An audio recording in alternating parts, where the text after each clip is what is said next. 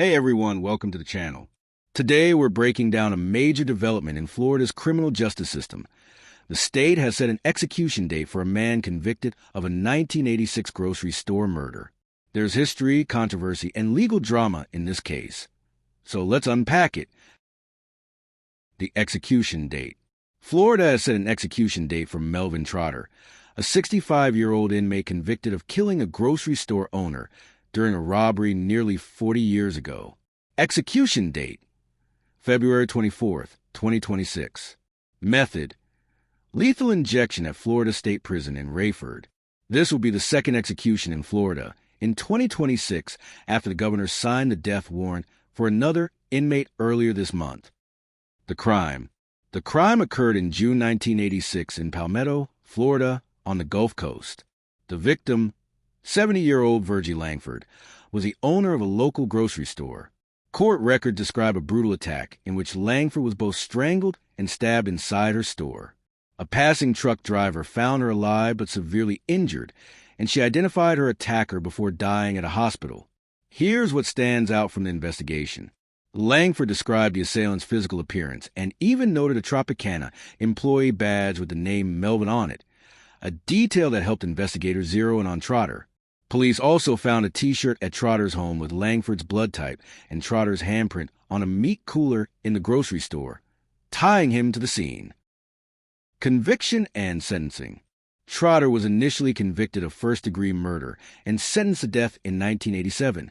However, the Florida Supreme Court later found errors in how the trial court handled aggravating factors, legal elements that can justify a death sentence, and ordered a resentencing. In 1993, Trotter was again sentenced to death. Context. Florida's execution rate. In recent years, Florida has become one of the nation's most active states in carrying out death sentences.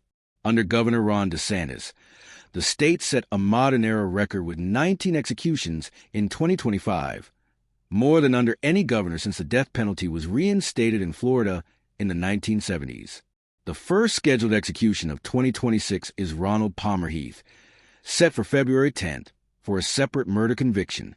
Trotter's execution 2 weeks later suggests Florida is resuming the pace of carrying out multiple executions each month.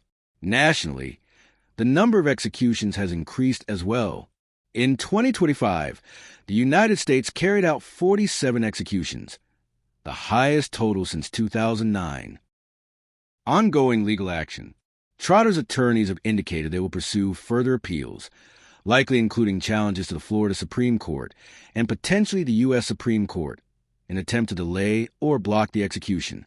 Legal battles in capital cases often continue right up until the execution date, sometimes resulting in stays or last-minute rulings. Public reaction and debate.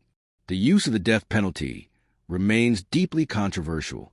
Supporters argue it's a necessary punishment for the most heinous crimes. Opponents cite moral objections, questions about fairness, and concerns about wrongful convictions.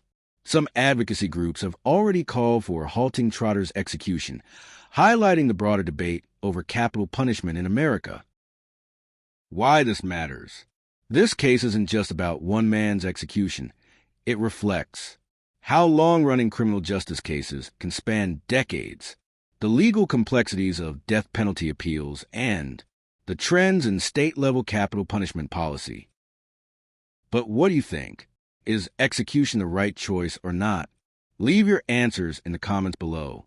Catch you guys in the next video.